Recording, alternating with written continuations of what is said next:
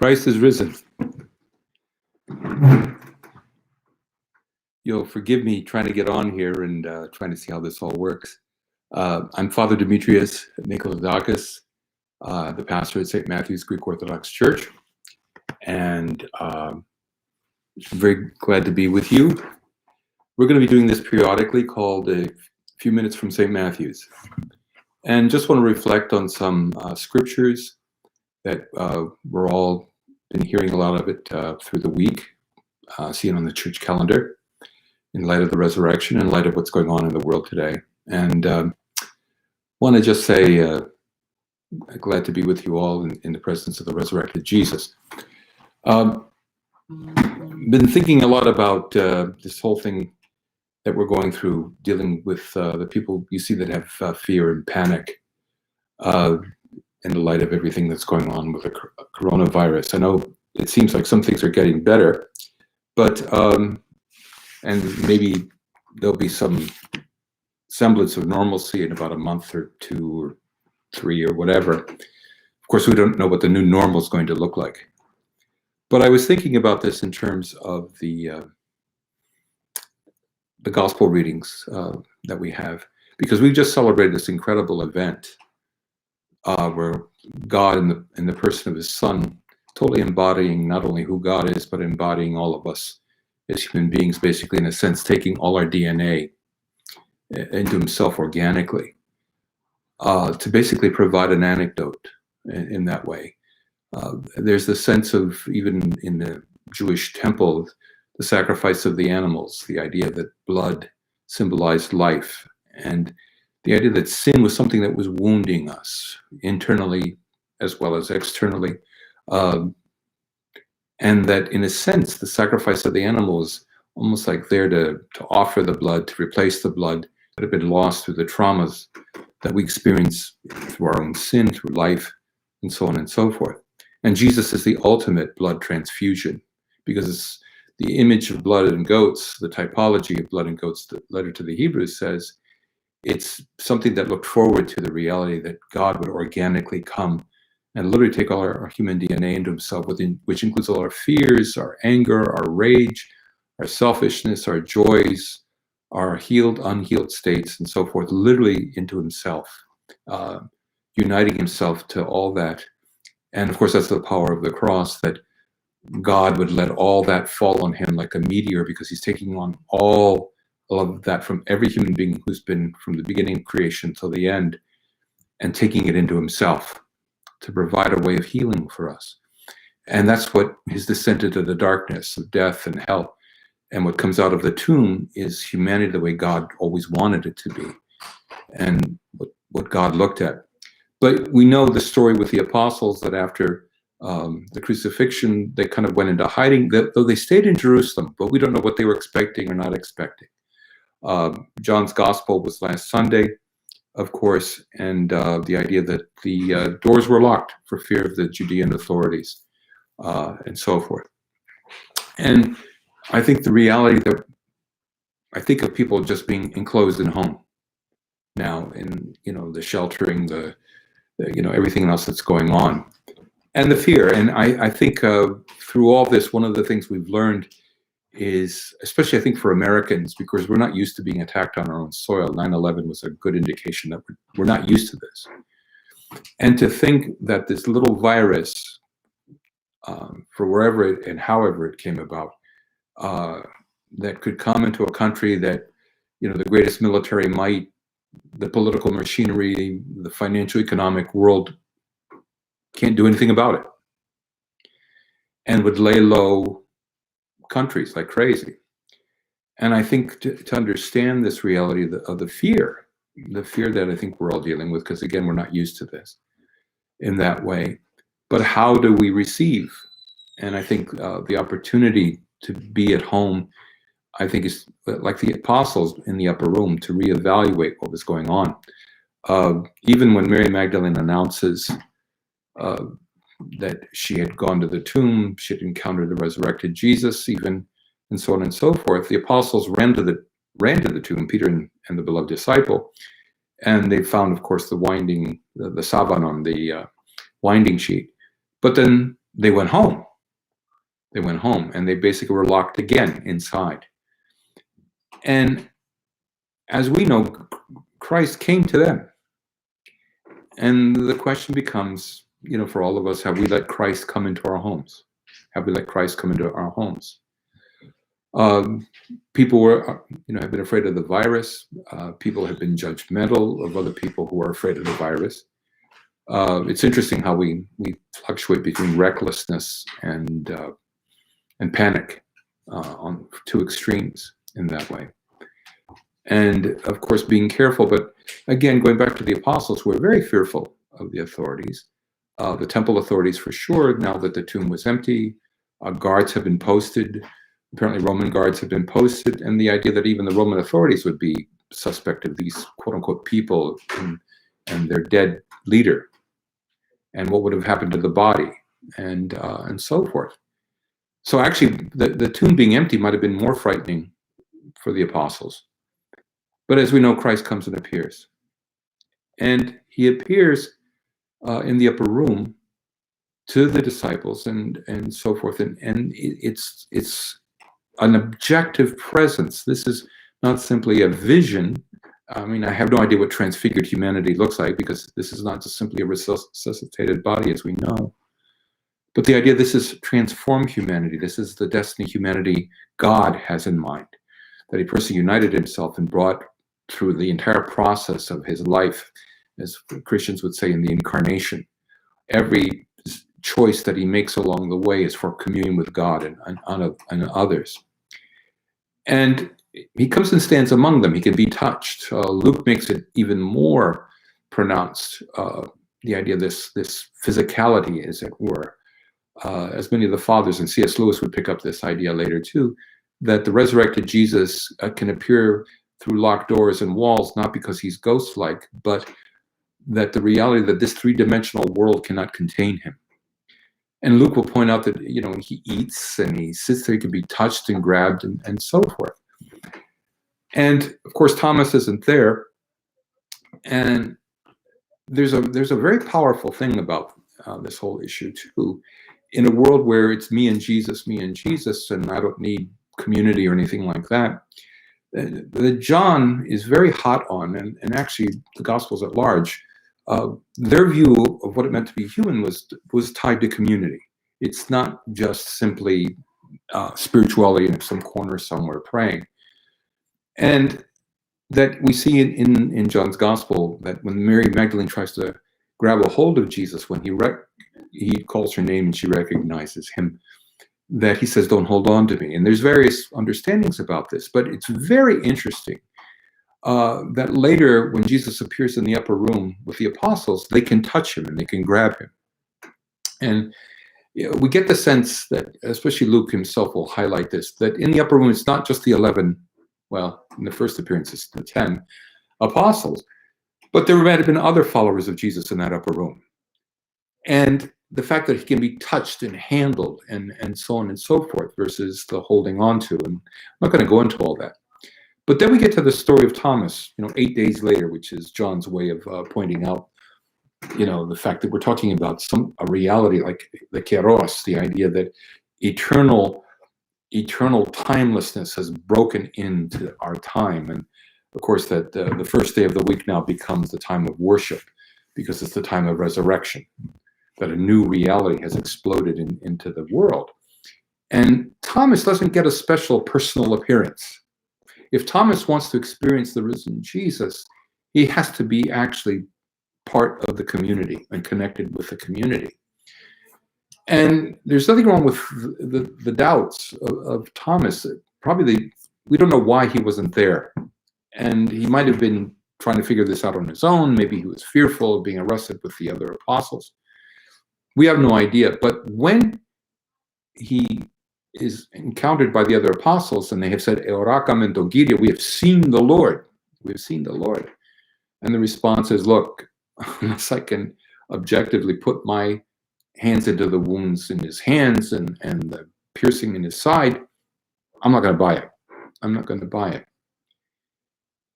But he comes anyway, and it shows that the community can be a place that, because we all struggle. we all struggle with doubts. We all struggle with questions and thoughts and so on and so forth.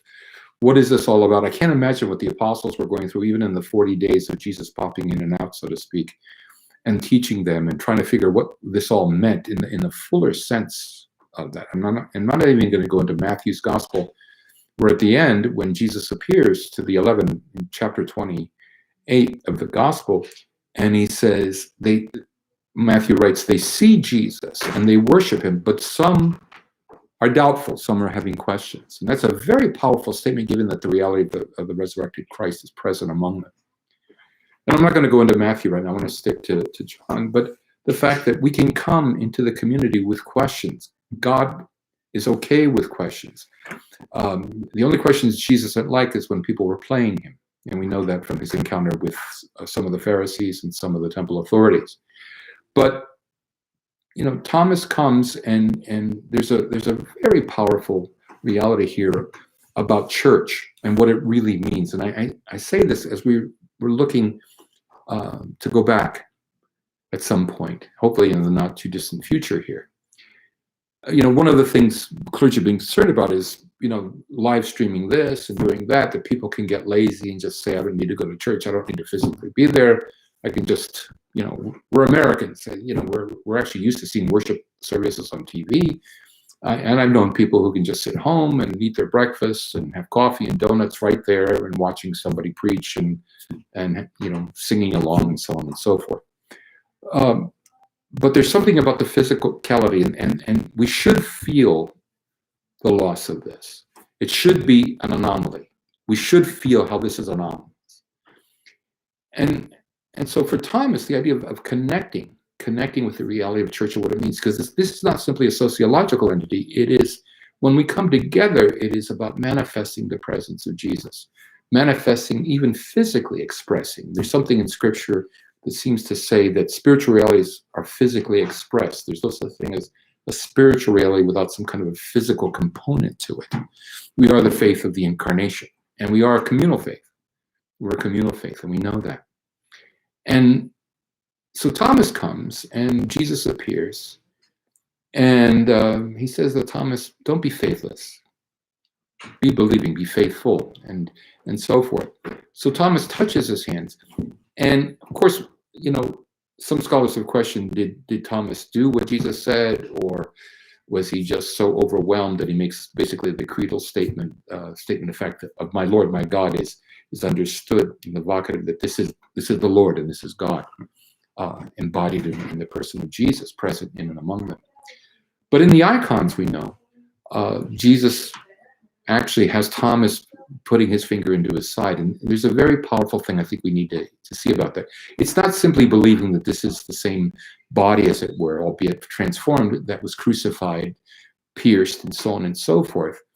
And of course, affirming this is a real thing, not a hologram, and like as in the Gnostics, but a reality that's known in the community, a reality that's known in the community in a way it's not known out there. Just like I may eat a turkey sandwich, but it's very different when I have like a Thanksgiving dinner with my family. Yeah, I can connect with God wherever I am, but there's something very potent that happens when we come together. St. Paul says, when you come together to uncover and present the presence of Jesus himself. And this new reality that has been inaugurated through the death and resurrection of Jesus, and by virtue of Pentecost, we get to participate in. But when Thomas, in the icons, it usually shows Thomas putting his finger into the side of Jesus. And I think one of the things to understand about that is what that means. Because the piercing of the side is in John's gospel, and so forth. And the other three apparently didn't see the need, but John sees something in there that's very potent. And I think to understand that the Spirit would be given to one of the things in reading John's gospel, if you ever do a real study, there's a lot of parallelisms with Genesis. In the beginning was the Word, in the beginning God. I mean, there's some very deliberate connections back and forth. I'm not saying John doesn't refer to other things, but primarily there seems to be a Genesis context. And one of the things that's very powerful is the fact that in the story of the crucifixion, Jesus is on the cross, as we know in John 19. And of course, John remembers that earlier in chapter 7 and 8, where he talks about the Spirit being released, the idea when the Son of Man would be lifted up, the idea of crucifixion, that all people would come to it. And John says this he spoke regarding the Spirit. He spoke regarding the Spirit who had not yet been given because Jesus was not yet glorified. When is Jesus glorified in John's Gospel? It's on the cross. We think of the ascension and everything else, but the glorification of Jesus begins with the cross itself, because that's where he takes everything in and so forth. Well, anyway, while he's hanging on the cross, one of the things that comes out is the story between his mother and the beloved disciple. And he says, "Woman, behold your son, and son, behold your mother." And woman is not pejorative in John's Gospel. And I'm not going to get into this whole thing of what woman means, with the idea of what womanhood is supposed to be about. The Virgin Mary reverses, and we'll talk at some other point about the story of the wedding in Cana, where that he's using that again. But there's a sense of community, and the fact that that disciple, after that, takes the mother of Jesus into his own home. He's not simply giving a historical remembrance. He's talking about something about theologically real, what it means to be a Christian. It means to be part of this community and all the people that are part of it. Anyway, John says, Jesus finally, he says, "Tetelestai," it is completed, it is accomplished. And he bows as which in a sense actually he gives out the Spirit. Now we're thinking Johannine. God, he's thinking about in terms of the Spirit being released in order to draw people.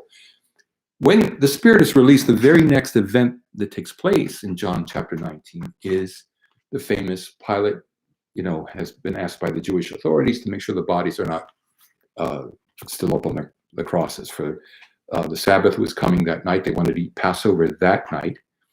And in eating Passover, and that's a whole nother issue, was the meal that Jesus has the night before he is crucified really Passover, or did he put a Passover meaning into it?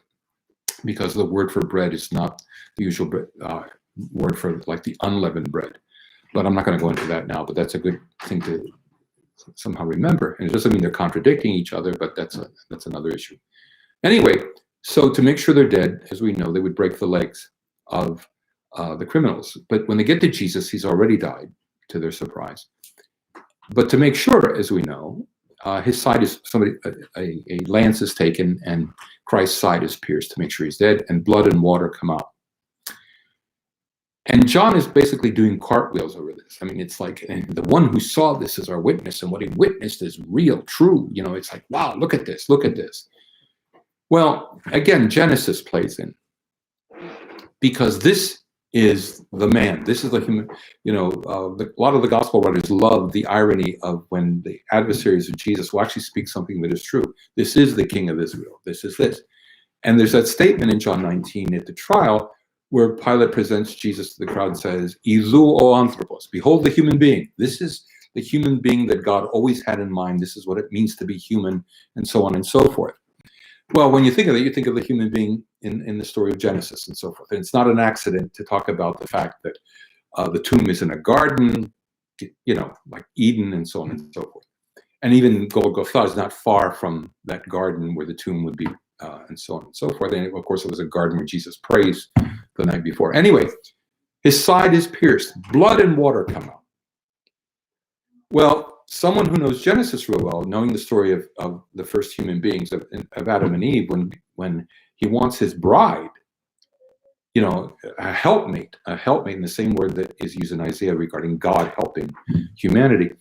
God puts Adam to sleep on the sixth day, because everything, I'm not going to go into this about 6 24-hour periods, a day being an era, the day of the Lord. Well, the day of the Lord is not timed, okay? So here it is, the sixth day of the week, celebrating the sixth day because, the 7 days are the 7 days of creation in Judaism.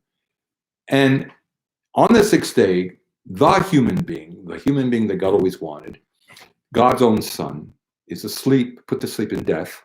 His side is split open. And like Adam's side was open, and his bride comes out. Blood and water comes out of Jesus. And I'm not going to go to the physicality, and I'm not saying it's not in part to affirm to the Gnostics that this is a real human. Again, he's not a hologram or a ghost.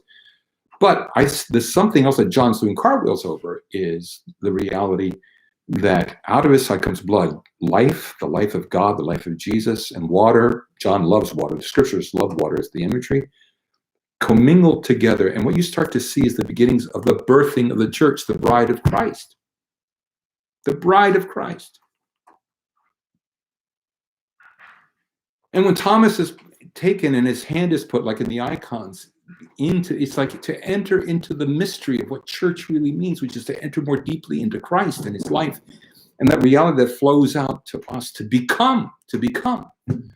Not just so when we die, we go to this nice place. I'm not saying that's not part of what happens in the long run, but the idea of being the presence of Jesus now, what it means to be church now. Not a sacramental mall just to get, my baptisms, weddings, and funerals, but to become. When God makes the bride for Adam, real fast, the idea of when you got married, it wasn't just because you were attracted to somebody or they're cute or blah, blah, blah, blah, blah. You married to be in this partnership for life, because this was, keep in mind, an agrarian society. Who you married, it was a matter of life and death. You're working the fields together, tending the animals. You even had kids to help, work the fields. And work on the project. Adam and Eve are working on God's project, because creation is good, but it's not complete. Just like the human beings that were created. They were good, they were innocent, but they were incomplete. St. Basil in his Hexameron talks about even the idea that God would have made Adam as a baby. The rabbis even write that if Adam and Eve were perfect, complete, they wouldn't have been as dumb as to eat the piece of fruit and blow living in paradise and having that intimate connection with God. I mean, Adam and Eve are almost like a bunch of kids, almost like a bunch of adolescents who are just rebelling. They're just rebelling. But Jesus comes to earth to take humanity that's been traumatized because it split off from God. It listened to the serpent. It took in the toxin of the intimate knowledge of good and evil without God as a way to guide that knowledge, and went off on their own. And that's why the human race, spiritually speaking, is like a kid that's been traumatized, abuse or drug addiction or whatever. And we know how a person can stay emotionally the same age they were traumatized at, no matter how far chronologically they've grown, no matter how educated they become. People who are emotionally the age they were traumatized at. And in the same way, it's like humanity is spiritually traumatized. And that's why for all the technological advances, we're stuck. We need God to come. And that's what Jesus is about. He comes and organically takes on that human reality into himself and grows it and brings it to its telos, to its completion. And that's what's available to us to be transfused into us, as it were, through him. And the story of Thomas in the midst of fear, in the midst of all the craziness, is important, because what they saw in the risen Jesus was that a new reality had invaded. I mean, we talked about the bacteria invading, the world and so on and so forth, and nothing could withstand it. There's a truth about this with the kingdom that Jesus has begun to inaugurate through his death and resurrection, and that we become, more partakers of at Pentecost. That's where the church has taken organically into itself, and I won't go into the full power of Pentecost and so forth. But the story of Thomas is come more deeply. One of the ironies is, I know this is true in many parishes, but it's ironic, and I know Holy Week is intense and you get tired and so on and so forth, and God bless my brother clergy who every day Bright Week are doing services. I commend them greatly. But Thomas Sunday is one of the least attended Sundays. And here it's the reality. Have we embraced the reality of the risen Jesus? That we get to Pascha and it's almost like a letdown in some ways. And I think also now with struggling with the COVID-19 and the other things going around us, the world has gone crazy. We don't know what's going to happen with China, what wars are going to start with what, and so on and so forth. And the fear that can be there. But how do we keep our focus that here's a reality that's actually invaded and in a sense is present, and we live like it's the reality. We live like it's the reality. And so I just wanted to share just some thoughts about that as we look to coming together, that we're looking to uncover what's already present among us. We're not making something happen that's not there. We're not recreating the resurrection of Jesus or recreating the Last Supper. We're stepping into an already existing reality that transcends this three-dimensional world of ours. And that's why fear doesn't need to paralyze us. I'm not saying we don't have the emotions of fear. The apostles sure did. But they lived in the light of a reality that's present. They saw as already present and moving, an invasion that's begun to happen to bring change, and the ultimate change that will happen when Christ appears at the end to finish what he began rather, at his death and resurrection. And this is a wonderful thing. And in a world where Christians even get caught up in all kinds of fear, conspiracy theories, and I'm not saying people can't talk about those things, but we obsess. People know more about conspiracy theories and wild stuff than they do about the gospel. They're more excited about those things. I mean, a lot of Christians run around like deists, like, yeah, I believe in Jesus, but it's like he's out there, but this is reality here. No, the idea is that the reality of God has intersected through Jesus himself into this world. St. Bonaventure said a couple centuries ago, Jesus Christ was crucified on a collision course of opposites, that in him the reality of God on one hand and the reality of humanity on the other, all our realities here, they come literally colliding explosively together in the person of Jesus. And the church is a place that Jesus has physically extended himself into. And to look forward to that. And by the way, just as a sidebar, Isaiah chapter 8 talks about people who obsess over conspiracies. And the problem, God says, is it's like you forget I'm ultimately in control.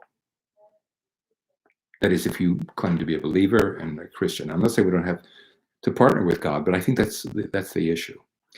That things may be scary, but we do things because we acknowledge the love of God, the God who loves us so much that he even organically and physically wanted to be part of our lives and literally weld himself to us through Jesus.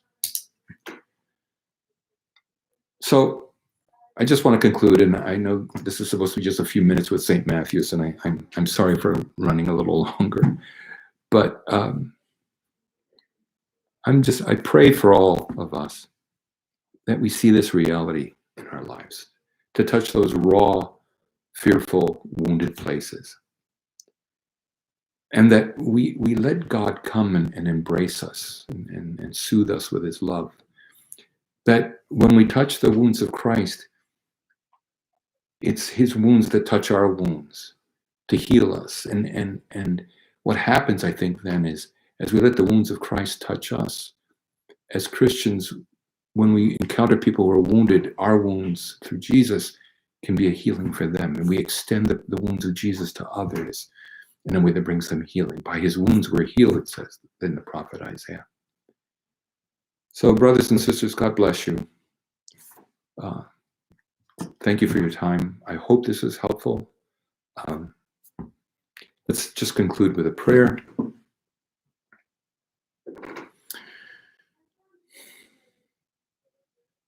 O Lord our God, who sent your son Jesus, who's everything that you are, to organically connect with everything that we are in our human realities, who embraces every part of our life, including our death, our fears, everything, to take it into yourself and to provide yourself as the antidote, to bring our humanity beyond a traumatized state of existence into that full union with you.